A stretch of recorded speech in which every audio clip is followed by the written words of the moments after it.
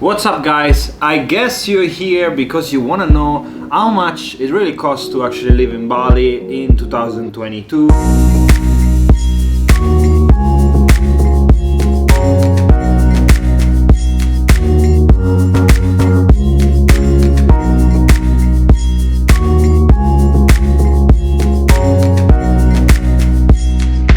I can definitely answer this question because I've been living in Bali for the last 4 years and a half now, and right now it's probably the best time to visit Bali because after COVID, Bali prices are actually definitely dropping, and this is your chance to move and relocate here and to have a very great lifestyle in this beautiful island and to save a little bit money and also to explore this beautiful country as it is Indonesia. Before to jump on the hot topic, I just want to introduce myself to the new subscribers or to the people that are just watching this video right now. My name is Francesco. I've been traveling around the world for the last 5 years or so, and I've been actually exploring very beautiful places and been inviting a lot of people through my social media channels, YouTube, Instagram, TikTok and so on, to travel around the world. Even though there was actually a pandemic for the last few years, I was still traveling, I was still inspiring people, and I'm so proud about that. So if you want to know more about me, you should definitely subscribe and don't miss any of my video and watch the video that I actually did in the past. But right now let's jump on the question. So how much it costs to live in Bali in 2022? I think this is a very broad question because there are a lot of things that we need to consider, but definitely we can start from the base. Definitely we can start from the accommodation. Right now I'm actually sitting in my villa. This is a one-bedroom villa, which is kind of different from the usual standard in Indonesia. It's very modern, as you can see. It has an enclosed living space, and actually it's more like a huge studio because we don't have actually a proper bedroom separated from the living space or from the kitchen. We do have like a huge bathroom, which I'm really proud of because it's very beautiful. There's so much natural light coming in, and all the villa is actually limited with windows, so we have like lights coming in from all the sides, and also we have private pool, which is definitely a thing in Bali because it's very hot here, so you definitely need sometimes to cool down and just dive in your pool. And as you can see, the kitchen is very modern. We have a big huge smart TV, we have a sofa, actually we have one sofa and one, let's say, bench, and then we have a king size double bed, and then we have also like a vanity deck for the ladies, and my girlfriend is very happy about it. And I have to say that the place is located in a very beautiful area. We actually in Numalas, which is just about next to Canggu, which is the main digital nomad capital in Bali, let's say so. And around us is like fields, so we don't actually have neighbors and we don't have a lot of noise coming from the street because we don't have cars. There's actually security and there's a gate where you cannot get in unless you're actually staying in this residence. So overall the property is very well located, and it's modern, and we're actually very happy about it compared to where we were living before, which if you don't know about it, like, you can check it out on my previous vlog. I have actually made a vlog about it, about this very bad experience which I had in Bali, unfortunately, in terms of renting a villa for long term.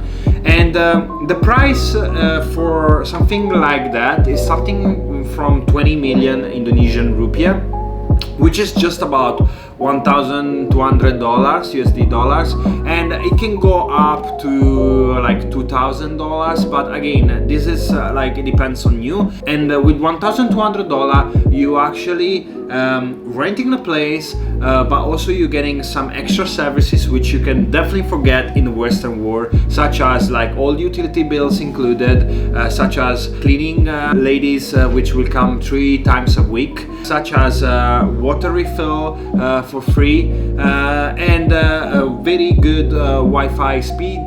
So something that you can just dream about if you're living in the Western world for that price. And another thing that you definitely need in Bali, and I'm going to give you more details about it, it's a bike. In Bali, it's very hard to walk around. There is no pedestrian ways, so the chance that you're going to walk around Bali, it's very low. Unfortunately, that's not a good thing. So you definitely need a bike. The cost of renting a bike can start from 500,000 Indonesian rupiah per month, which is about $35 USD dollar, and it can go up to 1,500,000 Indonesian rupiah, and this depends on the bike. For example, this one, which is like a very good model, and especially if you're actually traveling around Bali, you need something more like solid and stable. This one is around 1 million Indonesian rupiah per month, which is 70 USD dollar. And then you have to just consider the petrol. A full for this one is around $3 or $4 USD dollar, so like 50k if you want to do a full, and it will last for at least a week if you're just like going around your area and not doing like a long trip. So definitely something that you should consider if you are moving to Bali.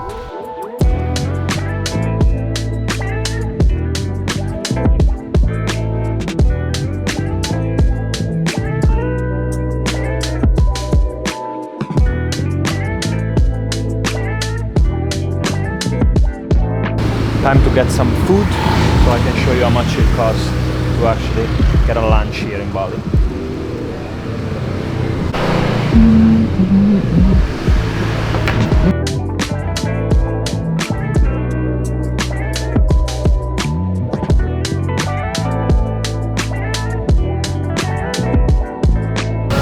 Okay, so today I'm going to try some local nasi goreng with chicken.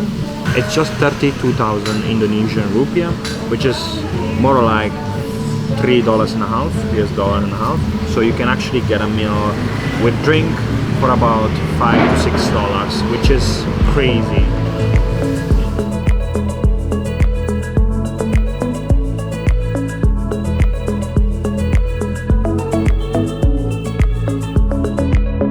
Fresh coconut for just about $2. Crazy. It's so good because here in Bali you can actually eat at very nice places and get very high standard food for very affordable prices, which is something that in the Western world it doesn't exist. And in Bali it's very popular to go into cafes to do some like co-working, and so usually for breakfast and lunch you sit in these beautiful cafes. Right now we are in a local warung, which is basically a local place where you can get local food, but also like if you go around Canggu where we are right now, it's full of these beautiful bowl chic cafes where you can get very good food, and it's very good to work there too because of the environment, because there is other people, so you can actually meet up also some like-minded people like me, for example, that love traveling around the world, that works on social media. So yeah, that's definitely a plus if you decide to live in Bali. Nasi goreng, good.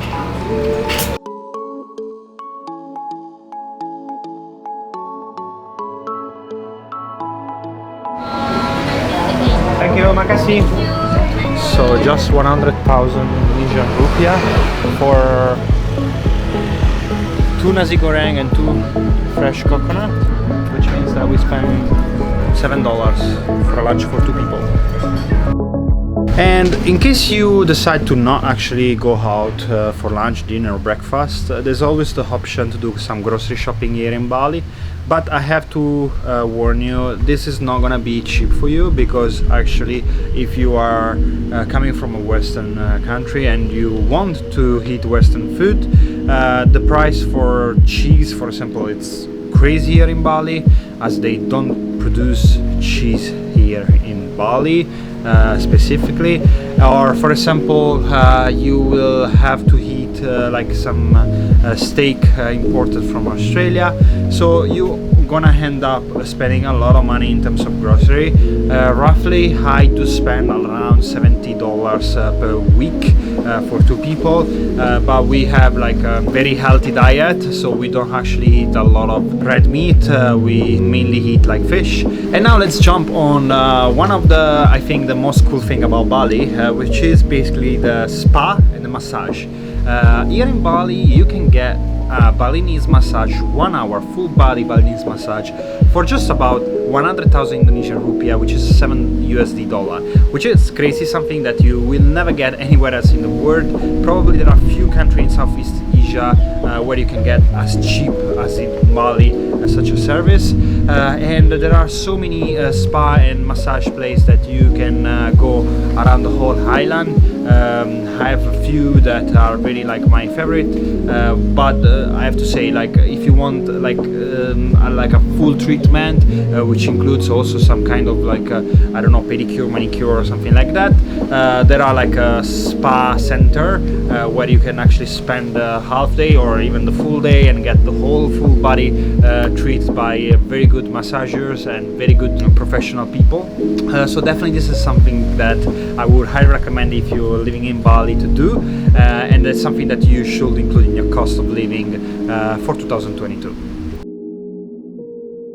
And since we've been talking about health and wellness, let's talk about the gym here in Bali. Well, you'll be probably surprised, but actually the gyms here in Bali are very expensive. Doesn't matter where you go. Most of the gym are like over 1.5 million Indonesian rupiah per month, up to 3.5 million, depending on where you go. Like for example, here in Canggu there are very famous gyms, 2 of them, and entry price is like 2.5 million, which is about I think $170, which is not cheap compared to the Western world. Like I remember when I was in London, for example, I was able to go to the gym for just about $28 a month, and did include like a very big space for workout with a lot of new equipment, with sauna, swimming pool and so on. I've heard US from my girlfriend, it's about like $30, and it even includes like some kind of coach training session. So I have to say the gym here in Bali are not that cheap. There are some kind of local gyms, but they are local, so you have like just a few pieces of equipment. They are very like basic, and those are more affordable.